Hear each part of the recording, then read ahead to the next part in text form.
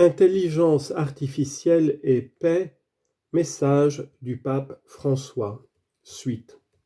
Troisièmement, la technologie du futur, des machines qui apprennent par elles-mêmes.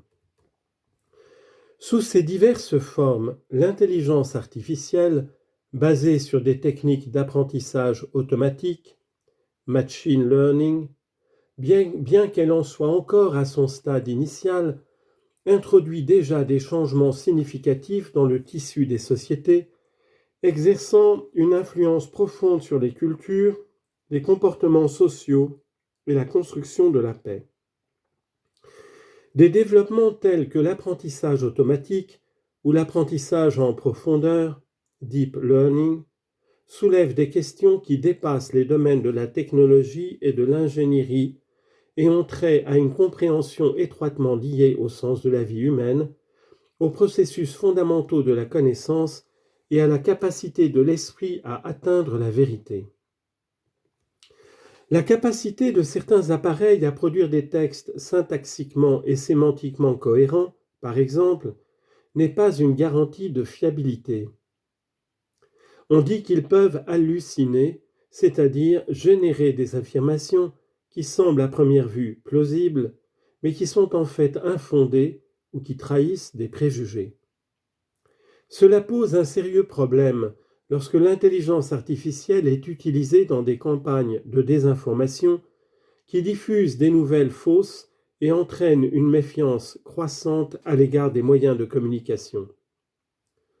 La confidentialité, la propriété des données et la propriété intellectuelle sont d'autres domaines dans lesquels ces technologies présentent des risques graves, auxquels s'ajoutent d'autres conséquences négatives liées à leur mauvaise utilisation, telles que la discrimination, l'ingérence dans les processus électoraux, la mise en place d'une société qui surveille et contrôle les personnes, l'exclusion numérique et l'exacerbation d'un individualisme de plus en plus déconnecté de la collectivité.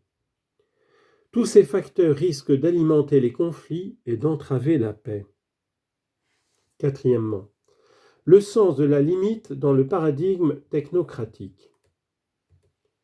Notre monde est trop vaste, trop diversifié et trop complexe pour être entièrement connu et classifié. L'esprit humain ne pourra jamais en épuiser la richesse, même avec l'aide des algorithmes les plus avancés. Ceux-ci, en effet, ne proposent pas de prévision garantie de l'avenir, mais seulement des approximations statistiques. Tout ne peut pas être prédit, tout ne peut pas être calculé. En fin de compte, la réalité est supérieure à l'idée, et aussi prodigieuse que puisse être notre capacité de calcul, il y aura toujours un résidu inaccessible qui échappera à toute tentative de quantification. En outre, la grande quantité de données analysées par les intelligences artificielles n'est pas en soi une garantie d'impartialité. Lorsque les algorithmes extrapolent des informations, ils courent toujours le risque de les déformer, reproduisant les injustices et les préjugés des milieux d'où ils proviennent. Plus ils deviennent rapides et complexes, plus il est difficile de comprendre pourquoi ils ont produit un résultat donné. Les machines intelligentes peuvent accomplir les tâches qui leur sont assignées avec de plus en plus d'efficacité. Mais le but et le sens de leurs opérations continueront à être déterminés ou autorisés par des êtres humains ayant leur propre univers de valeurs. Le risque est que les critères qui sous-tendent certains choix deviennent moins clairs, que la responsabilité de la prise de décision soit dissimulée et que les producteurs puissent se soustraire à l'obligation d'agir pour le bien de la communauté. D'une certaine manière, cela est favorisé par le système technocratique qui allie l'économie à la technologie et privilégie le critère de l'efficacité, tendant à ignorer tout ce qui n'est pas lié à ses intérêts immédiats.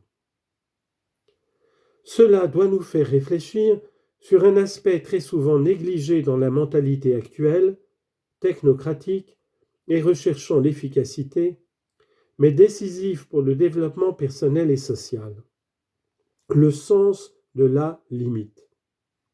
En effet, l'être humain, mortel par définition, pensant dépasser toutes les limites grâce à la technique, risque, dans l'obsession de vouloir tout contrôler, de perdre le contrôle de lui-même. Dans la recherche d'une liberté absolue, de tomber dans la spirale d'une dictature technologique. Reconnaître et accepter ces limites de créature est pour l'homme une condition indispensable pour obtenir, ou mieux accueillir, la plénitude comme un don. Au contraire, dans le contexte idéologique d'un paradigme technocratique, marqué par une présomption prométhéenne d'autosuffisance, les inégalités pourraient croître de manière disproportionnée, le savoir et la richesse s'accumuler dans les mains de quelques-uns, avec de graves risques pour les sociétés démocratiques et la coexistence pacifique.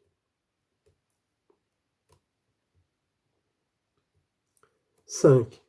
Sujet d'actualité en matière d'éthique. À l'avenir, la fiabilité d'un demandeur de prêt bancaire, l'aptitude d'un individu à un emploi, la possibilité de récidive d'une personne condamnée, ou bien le droit à recevoir l'asile politique ou l'aide sociale, pourraient être déterminés par des systèmes d'intelligence artificielle. L'absence de divers niveaux de médiation que ces systèmes présentent expose particulièrement à des formes de préjugés et de discrimination. Les erreurs systémiques peuvent facilement se multiplier, produisant non seulement des injustices dans des cas individuels, mais aussi, par effet domino, de véritables formes d'inégalité sociale. De plus, les formes d'intelligence artificielle semblent parfois capables d'influencer les décisions des individus par le biais d'options prédéterminées associées à des stimuli et à des dissuasions, ou par le biais de systèmes de régulation des choix personnels fondés sur l'organisation des informations. Ces formes de manipulation ou de contrôle social requièrent une attention et une supervision minutieuse et impliquent une responsabilité juridique claire de la part des producteurs, de ceux qui les emploient et des autorités gouvernementales. Le recours à des processus automatiques qui catégorisent les individus, par exemple par l'utilisation généralisée de la surveillance ou l'adoption de systèmes de crédit social, pourrait également avoir de profondes répercussions sur le tissu de la société, établissant des classements inappropriés entre les citoyens. Ces processus artificiels de classification pourraient également conduire à des conflits de pouvoir, car ils ne concernent pas seulement des destinataires virtuels, mais des personnes en chair et en os. Le respect fondamental de la dignité humaine suppose de refuser que l'unicité de la personne soit identifiée par un ensemble de données. Il ne faut pas permettre aux algorithmes de déterminer la manière dont nous entendons les droits humains, de mettre de côté les valeurs essentielles de compassion, de miséricorde et de pardon, ou d'éliminer la possibilité qu'un individu change et laisse derrière lui le passé. Dans ce contexte, on ne peut s'empêcher de considérer l'impact des nouvelles technologies dans le domaine du travail. Des emplois qui étaient autrefois l'apanage exclusif de la main-d'œuvre humaine sont rapidement absorbés par les applications industrielles de l'intelligence artificielle. Là encore, le risque d'un avantage disproportionné pour quelques-uns au détriment de l'appauvrissement du plus grand nombre est important. Le respect de la dignité des travailleurs et l'importance de l'emploi pour le bien-être économique des personnes, des familles et des sociétés, la sécurité de l'emploi et l'équité des salaires devraient être une priorité absolue pour la communauté internationale, alors que ces formes de technologie pénètrent de plus en plus profondément sur les lieux de travail.